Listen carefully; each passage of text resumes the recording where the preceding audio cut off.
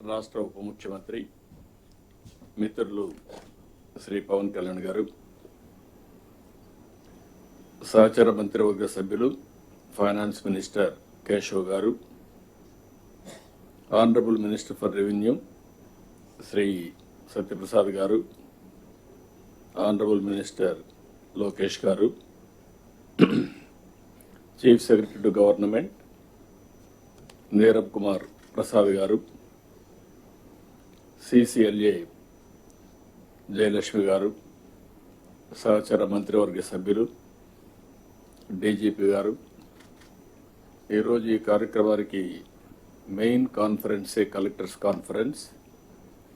అలాంటి కలెక్టర్స్ అందరికీ, సెక్రటరీస్ అందరికీ, అదే మరి మీడియాకు, ఫ్రెండ్స్కి అందరికీ కూడా నమస్కారాలు.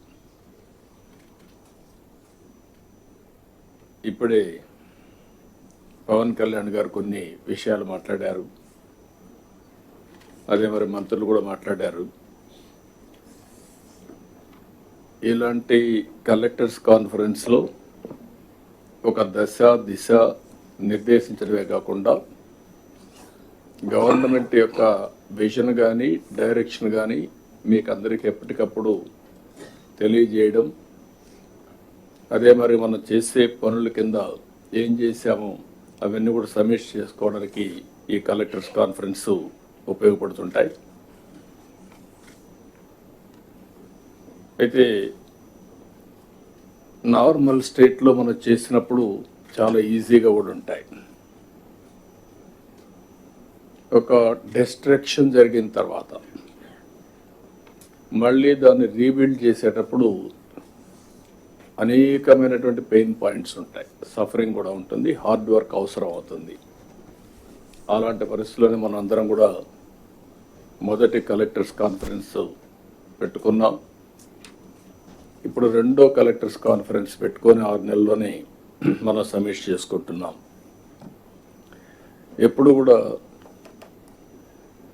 ఒక పక్క క్రైసిస్ ఉంటుంది, క్రైసిస్లో కూడా ఆపర్చునిటీస్ ఉంటాయి.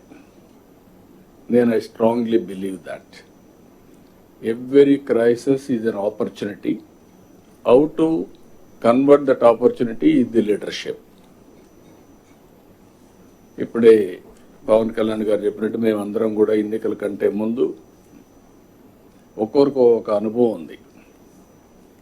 మాకు ఒక ఎక్స్పీరియన్స్ ఉంది, మీకు ఒక ఎక్స్పీరియన్స్ ఉంది. ఒక్కొక్కసారి బ్యూటీ ఆఫ్ డెమోక్రసీ, 5 ఏళ్ల తర్వాత భారతదేశంలో మీరు చూస్తే ఎవరైనా ఎక్సెసివ్గా బిహేవ్ చేస్తే డెమోక్రటిక్ కరెక్ట్ చేస్తుంది. అది భారత రాజ్యాంగం ఇచ్చినటువంటి ఒక పెద్ద హస్తం. ఓట్ అనేది కోటీశ్వరులకి ఎక్కువ ఓట్లు ఇచ్చి కామన్ మ్యాన్కి ఒక ఓటు ఇవ్వలేదు. అందరికీ ఈక్వల్గా ఓటింగ్ మాత్రం ప్రతి ఒక్కరికి ఒక ఓటు ఇచ్చారు. ఆ ఓటే ఈ దేశాన్ని ఈరోజు కాపాడుతూ ఉంది. ఇంతమంది వారు చెప్పినట్టు కొన్ని కంట్రీస్ కూడా చూసాం. ఎప్పుడైతే ప్రజాస్వామ్యంలో కరెక్షన్ జరగవో, ఒక డిక్టేటర్షిప్లు వస్తాయో, అప్పుడు నియంతలు కూడా పుట్టుకొస్తారు. లేకపోతే ఆ నియంతల్ని పంపడానికి రెవల్యూషన్స్ కూడా వస్తూ ఉంటాయి. యు హావ్ సీన్ సిరియా, అంతమంది బంగ్లాదేశ్ చూశారు. ప్రజల్లో కానీ ఒక రియాక్షన్స్ వచ్చినప్పుడు అవుట్ బర్స్ట్ అయితే అలాంటి పరిస్థితులు వస్తాయి. కానీ భారతదేశంలో మాత్రం రిపీటెడ్గా ఎలక్షన్ జరుగుతున్నాయి. కాబట్టి ప్రజా చైతన్యమే ఈ ప్రజాస్వామ్యానికి శ్రీరామ రక్ష. అది మనం అందరం కూడా గుర్తుపెట్టుకోవాల్సిన అవసరం ఉంది. ఈరోజు వారు చెప్పినట్టు నేను ఇంత మునిపే చెప్పాను, every crisis is an opportunity అని. వచ్చిన 6 నెలల నుంచి ఎక్కడికక్కడ ఏ విధంగా పోవాలనో అటు డిప్యూటీ సీఎం కానీ, నేను కానీ, మంత్రులు కానీ అందరం వర్కౌట్ చేస్తున్నాం. ఇటీవల IT మినిస్టర్ అమెరికాకి వెళ్ళడం, ఓసారి మనం ప్రయత్నాలు చేస్తే ఇమ్మీడియట్గా ఫలితాలు రావు. చాలామంది ఫలితం వస్తేనే నేను మాట్లాడతాను అనే పరిస్థితిలో ఉంటాం. అది విశ్వసనీయత కాదు. ఎప్పుడు కూడా విశ్వసనీయత రావాలంటే నెట్వర్కింగ్, ఫ్యూచర్ని విజువలైజ్ చేయడం, దాని ప్రకారం పనిచేస్తూ ఉంటూ వస్తుంది.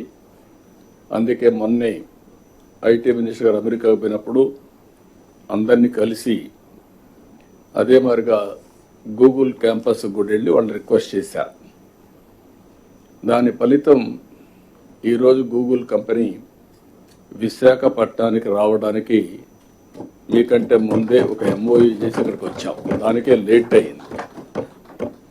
ఒక హాఫ్ అన్ అవర్లో మీటింగ్ అవుతుంది అనుకున్నాం, కానీ వాళ్ళని కూడా మనం ప్లీజ్ చేయాల్సిన అవసరం ఉంది.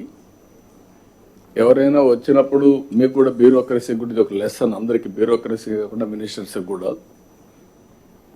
మనం కానీ ఒక పాజిటివ్ నెట్వర్కింగ్ కానీ పాజిటివ్గా కన్విన్స్ చేయగలిగితే ఆటోమేటిక్గా పాజిటివ్ యాక్షన్స్ వస్తాయి. మనం వచ్చారు, ఈరోజు వచ్చారు. ఈరోజు నేను ఎప్పుడు మాట్లాడుతున్నాను, ఒకప్పుడు ఐటీ మాట్లాడాను, ఆ తర్వాత ఆర్టిఫిషియల్ ఇంటెలిజెన్స్ మాట్లాడుతున్నాం, ఇప్పుడు డీప్ టెక్ని గురించి మాట్లాడుతున్నాం. అంటే వేరియస్ మార్పులు చేర్పులు వస్తున్నాయి భవిష్యత్తులో. వారు ఈరోజు వచ్చినప్పుడు అగ్రిమెంట్ చేసుకునేది ఒక ఎంఓయూ చేశాం.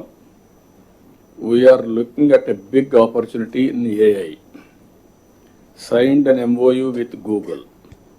This will help in huge development in Visakhapatnam.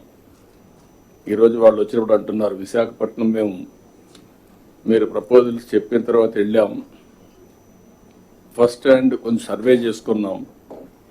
మా లెక్క ప్రకారం one of the best city, we're totally impressed అనే పరిస్థితికి వచ్చారు. ఇప్పుడు బిగ్ ఫర్మ్స్ లైక్ గూగుల్ కానీ ఇక్కడికి వస్తే, విశాఖపట్నానికి వస్తే స్ట్రాటజిక్ ఇన్వెస్ట్మెంట్లో that is a game changer. ఎందుకు నేను ఈ మాట వాడుతున్నానంటే, డేటా సెంటర్ రాగలిగి అదే మరి artificial intelligence, machine learning, deep tech ఇవన్నీ కానీ ఉపయోగించగలిగితే ఇది గ్లోబల్కే ప్రపంచానికి ఒక సర్వీస్ హబ్ కింద తయారవుతుంది. డేటా సెంటర్ వచ్చి ఆర్టిఫిషియల్ ఇంటెలిజెన్స్ వచ్చి అదే సమయంలో సీ కేబుల్ ఇవన్నీ కనెక్ట్ చేస్తే ప్రపంచానికి అనుసంధానం చేసే పరిస్థితి వస్తుంది. ఏఐకే ఇది ఒక స్ట్రాటజిక్ లొకేషన్ అవుతుంది. నేను ఇటీవల కాలంలో మీ అందరితో మాట్లాడుతున్నాను, మళ్ళీ కూడా ఈరోజు కూడా అంటున్నాను, మీరు ఎంత హార్డ్ వర్క్ చేశారనేది ముఖ్యం కాదు, ఎంత స్మార్ట్ వర్క్ చేశారనేది ముఖ్యం. మనకు అవుట్కమ్స్ రావాలి. మనం కష్టపడి పనిచేస్తున్న ఫలితాలు లేకపోతే దానివల్ల ఏది రాదు. అందుకే నేను కూడా రాష్ట్రాన్ని ఒక నాలెడ్జ్ సొసైటీగా తయారు చేయాలని. Knowledge economy is different, knowledge society is different. రేపు రాబోయే రోజుల్లో ప్రజలు కూడా హార్డ్ వర్క్ చేయడం కాకుండా స్మార్ట్ వర్క్ చేసే పరిస్థితి రావాలనుకుంటున్నాం. దానికి కావాల్సిన నాలెడ్జ్ సొసైటీగా తయారు చేయడం. ఇది వచ్చిన తర్వాత మళ్ళీ మీ అందరికి ఎందుకు చెప్తున్నా అంటే, మొన్నే ఆర్టీజీఎస్తో గూగుల్ ఒప్పందం చేశారు. That is a very good ఒప్పందం. అది నేను మాట్లాడినప్పుడు మనం అన్ని డిస్కస్ చేస్తాం, ఆర్టీజీఎస్ ఎట్లా పనిచేయబోతుందని. దీంతో గూగుల్లో ఏవైతే ఇన్నోవేటివ్ ఐడియాస్ కానీ ఇప్పటి వరకు గవర్నెన్స్లో ఏవైతే ఉపయోగపడగలుగుతాయో అవన్నీ కూడా మనం ఉపయోగించుకునే పరిస్థితి వస్తుంది. అంటే మామూలు డెవలప్మెంట్కు ప్రైవేట్ వ్యక్తులకే కాకుండా గవర్నమెంట్లో పెద్ద ఎత్తున మార్పులు వచ్చే పరిస్థితి వస్తుంది. ఒక ఎగ్జాంపుల్ మీరు చూస్తే, విశాఖపట్నం ఏజెన్సీ ఏరియా ఏదైతే మనకు గంజాయి పంట, దాన్ని ఐడెంటిఫై చేయాలంటే మన వాళ్ళందరినీ పంపించాలి. వీళ్ళు ఒకసారి పోతారు, సరిగా రారు, కొంతమంది పోయినా ఐడెంటిఫై చేయని ప్రాబ్లమ్స్ వస్తాయి. గూగుల్లో సెటిలైట్ తీసుకొని ప్రాబబుల్ గంజాయి ఎక్కడుందో ఒకసారి అసెస్ చేశారు. ఒక 4,000 ఎకరాల్లో ఉందని ఒక అసెస్ చేశారు. 4,000 ఎకరాలని మ్యాపింగ్ చేయడానికి డ్రోన్స్ పంపిస్తున్నాం. ఇప్పుడు ఏమవుతుందంటే, డ్రోన్ బై పర్టికులర్ స్పాట్ కానీ ఐడెంటిఫై చేయగలిగితే, అవి డిస్ట్రాయ్ చేయగలిగితే రూట్ నుంచి మనం కట్ చేసే పరిస్థితి వస్తుంది. That is the beauty of technology. ఇప్పుడు ఇంకొక పక్కన గూగుల్ ఒక ప్రోడక్ట్ తయారు చేశారు. ఆ ప్రోడక్ట్ మీరు చూస్తే సాయిల్ టెస్టింగ్ కూడా, soil health, plant health, crop yield కూడా తయారు చేసే పరిస్థితికి వచ్చారు. వేరియస్ అప్లికేషన్స్ ఉన్నాయి, విల్ టాక్. ఇలాంటి వండర్ఫుల్ అకేషన్లో గుర్తుంటుంది 11వ తారీఖున కలెక్టర్స్ కాన్ఫరెన్స్. అదే రోజున గూగుల్తో MOU చేశాం. ఇది historic moment. That is a good news మీకే కాకుండా రాష్ట్రానికి కూడా, రాష్ట్రం నుండి యువతకు కూడా. ఇప్పుడు ఇక్కడికి వచ్చినప్పుడు ఇంత మునిపే నేను చెప్పాను, 5వ తారీఖున మనం మొదటి కలెక్టర్స్ కాన్ఫరెన్స్ పెట్టుకున్నాం. ఆ రోజు అనేక సమస్యల మీద మనం చర్చించాం. ఒక దశ దిశ ఏ విధంగా పోవాలో మీ అందరికీ చెప్పడం జరిగింది. 6 నెలల్లో 2వ కాన్ఫరెన్స్ పెట్టుకున్నాం. ఆ రోజు మరీ చీకట్లో ఉన్నాం. ఇప్పుడు కొద్దిగా వెలుగు కనపడుస్తూ ఉంది, కానీ ఇంకా వెలుగులోకి రాలేదు. మనం ఆ పరిస్థితిలో వచ్చాం. నేను ఎప్పుడు చెప్పేవాడిని, రాష్ట్రం వెంటిలేటర్ పైన ఉందని. అక్కడి నుంచి అనేక విధాలుగా ఆలోచించి మొదటి విజయం మీరు చూస్తే ప్రజలు ఫ్రీగా ఎక్స్ప్రెస్ చేసే పరిస్థితికి వచ్చారు. ఇప్పుడు వస్తూ ఉంటే కూడా నేను దారిలో కనపడిస్తే ప్రజలు నవ్వుతూ మాకు స్వాగతం పలికారు. అంటే నవ్వుతూ స్వాగతం పలుకుతున్నారంటే దట్ ఇండికేట్స్ ఈరోజు మేము బాగున్నాం, భవిష్యత్తు పైన నమ్మకం ఉంది, మీరు జాగ్రత్తగా పనిచేయమని మమ్మల్ని హెచ్చరిస్తున్నారు. ఈ విషయం మీరు గుర్తుపెట్టుకోవాల్సిన అవసరం ఉంది. అయితే చాలా సవాళ్ళు ఉన్నా మీరు చూసినప్పుడు మీకు కూడా కలెక్టర్స్కి ఏమైనా జీతాలు వచ్చాయి. మీరు అప్పుడు కలెక్టర్స్ లేరు కాబట్టి మీకు తెలియదు, కానీ సీనియర్ ఆఫీసర్స్ కూడా 1వ తారీఖు జీతాలు రాలేదు. అక్కడి నుంచి జీతాలు 1వ తారీఖు ఇస్తున్నాం, పెన్షన్లు 1వ తారీఖు ఇస్తున్నాం. ఎవరైతే వర్క్ చేసిన ఎక్స్ ఎంప్లాయీస్కి కూడా, రిటైర్డ్ ఎంప్లాయీస్ కూడా పెన్షన్స్ అన్ని ఇవ్వగలిగాం. అదే సమయంలో డిపార్ట్మెంట్స్ అన్నీ కూడా, డీఫంక్ట్ అయిన డిపార్ట్మెంట్స్ అన్నీ కూడా కరెక్ట్ చేసి మళ్ళా దారిలో పెట్టే పరిస్థితికి వచ్చాం. అదే సమయంలో మీరు ఒకసారి చూస్తే రాష్ట్ర భవిష్యత్తును దెబ్బతీసే విధంగా అనేక తప్పులు జరిగాయి. నాకు కూడా ఆవేదన ఉంది, బాధ ఉంది, కసి ఉంది, కోపం ఉంది. కానీ అదే సమయంలో జాగ్రత్తగా చేయకపోతే ఇంకా డిమారలైజ్ అయ్యే పరిస్థితి వస్తుంది. కాబట్టి నేను ఎక్కడా కాంప్రమైజ్ కాను. Be clear all of you. మీలో కూడా సమర్థత పెంచుకోవాలి. తప్పు చేసిన వాడిని మాత్రం ఎట్టి పరిస్థితిలో చట్ట ప్రకారం శిక్షించాలి. తప్పులు జరగకుండా చేసే బాధ్యత ఈ అధికార యంత్రాంగం పైన ఉంది. ఆ విషయం మీరు అందరూ నోట్ చేసుకోవాల్సిందిగా మరొకసారి మిమ్మల్ని అందరినీ కోరుతున్నాం. ఎందుకంటే మన బ్రాండ్ దెబ్బతినింది. 5 ఏళ్ళు బయట పోతే అవహేళన చేసే పరిస్థితికి వచ్చారు. అదే మళ్ళీ 6 నెలల్లో ప్రపంచం మొత్తం 1 by 1 మళ్ళీ వచ్చే పరిస్థితికి వచ్చారు. అంటే దీనికి కారణం విశ్వసనీయత, నమ్మకం. ఆ నమ్మకం ఉన్నప్పుడు పెట్టుబడులు వస్తాయి, డెవలప్మెంట్ జరుగుతుంది. ఆటోమేటిక్గా చాలా వరకు మనం అనుకున్న లక్ష్యాలు నెరవేర్చే పరిస్థితికి వస్తాం. అయితే ఇక్కడ నేను ఇటీవల కాలంలో మాట్లాడుతున్న స్పీడ్ ఆఫ్ డూయింగ్ బిజినెస్ అని.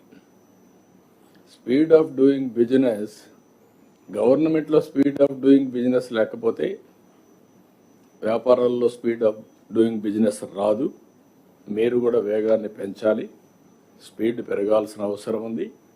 డెసిషన్ మేకింగ్ కూడా వన్స్ పాలసీ నిర్ణయించామంటే, మేము రాష్ట్రంలో అనేక రాష్ట్రాలు ఉంటే ఆ రాష్ట్రాలతో కంపేర్ చేసుకుని మన రాష్ట్రానికి పెట్టుబడులు ఏ విధంగా రావాలో పోటీ పడుతున్నాం. ఒక ఇన్వెస్ట్మెంట్ వచ్చింది, వాళ్ళు నెట్వర్క్ చేస్తున్నాం. ఈరోజు అమెరికాకు పోయి గూగుల్ ఆఫీసులో కూర్చోవాల్సిన అవసరం లేదు మనకు. ఎందుకు వెళ్తున్నాం? వాళ్ళని అట్రాక్ట్ చేయడానికి.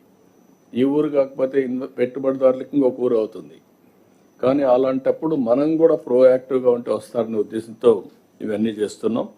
ఇక్కడ మీరు కూడా, నేను మిమ్మల్ని ఒకటే కోరుతున్నా, మీరు కూడా అలాంటి కలెక్టర్స్ అంతా మీరు పోటీ పడాలి.